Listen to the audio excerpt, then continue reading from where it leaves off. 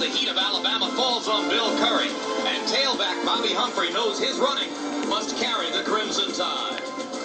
For freshman quarterback Jeff Dunn, this will be the biggest moment of his life, and Bama supporters are hoping a win today will give their Tide, not LSU, a trip to the Sugar Bowl.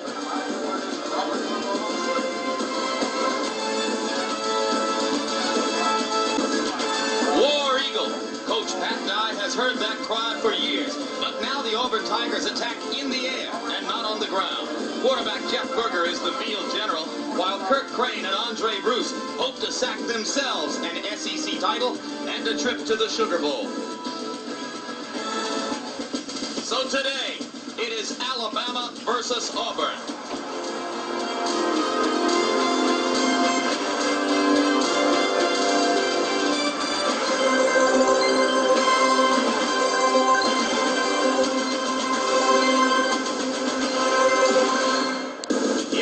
To witness. Pretty smart that time by Auburn. They came up, lined up just like they were coming into a regular defense and then loosened up. And the War Eagle signs start to ride around Legion Field on their way to New Orleans. Now, we're a couple of Southern boys, Tim. Shall we try to rip off one good War Eagle here? Shall we wait till the end of the game, or you want to do it now? I'd say I see business ventures split, families broken up because of these games.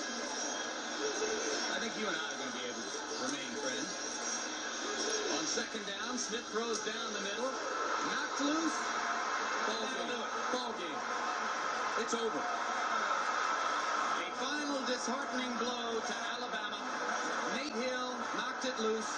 Kurt Crain knocked it loose. Nate Hill on the recovery. It was number 82, Clay Whitehurst, who was hit, and he's still down on the field. And you hope now that Whitehurst is not hurt, because he's a gutty guy and a class player. First catch of the game for Whitehurst. Alabama just didn't have the ball in the second half. But for these guys, it's another championship ring. Here's Whitehurst right here, the possession receiver. They were in trouble anyway because it was in the middle of the field. It would have stopped the clock or kept the clock running with 1 minute left. Boy, what a hit. I'm telling you, that was Kurt Crain just putting a lumber to him and knocked it loose.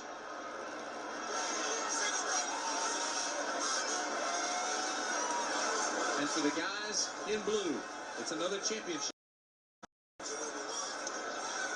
And they'll always remember that on the last occasion on which this stadium was half filled with Alabama people and half filled with Auburn people, it was the Auburn group who walked away happy. For Alabama, there's not a guy on that bench that has a championship ring. Supporters get a measure of revenge for the embarrassment of 2 years ago when it takes on Miami. Great college football doubleheader Saturday here on CBS Sports. It all starts at noon Eastern Time.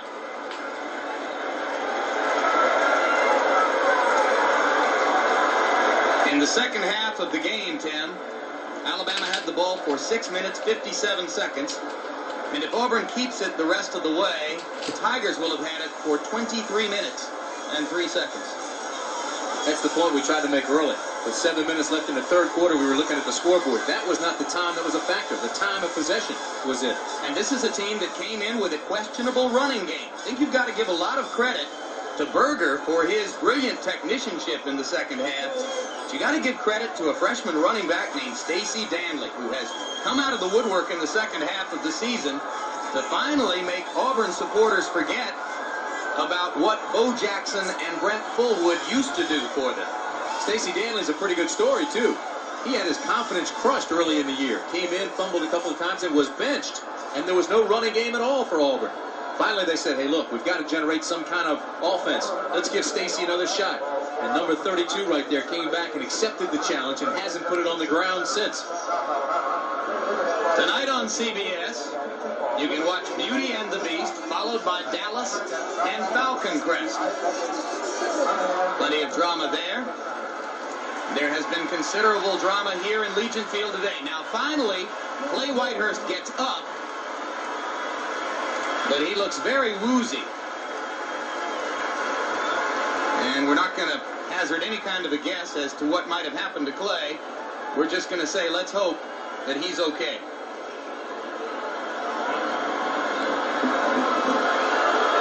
Pat Dye. You know, with this 9-1-1 record, he moved ahead of Georgia coach Vince Dooley and into 8th place on the scroll of the nation's winningest active coaches in terms of winning percentage.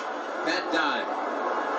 Head coach at East Carolina, then at Wyoming. After 1 year at Wyoming, he was offered the head job at Auburn.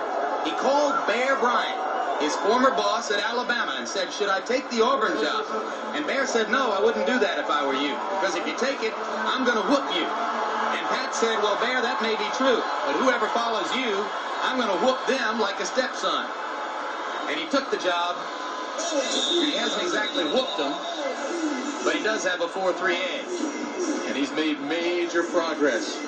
They've made the stadium larger. They're trying to move the game to a home and away series where they'll have Alabama in Auburn.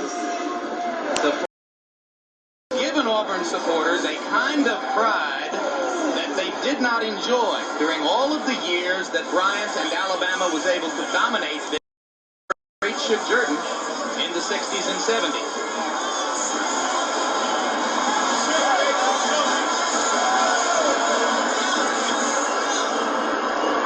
Bear Bryant, Shug Jordan, their great rivalry lasted 25 years. Both of them made their mark on the history of college football, and there was a majesty to this game when those two men stood on the sidelines, which I know that you and I will never forget. We had some great times down on those sidelines. People say how tough that job is, but well, you're down there for all this emotion, the ebb and flow of emotion throughout a ball game, and then seeing the guys suffer through losses and celebrate through wins. And JB got to talk to the Eagle today. But the Eagle didn't land on his head, thank heavens. So now the clock ticks away. The Auburn band plays. The Alabama band on the far side is silent. Berger puts his knee down, and that'll do it. 7-4 for Alabama.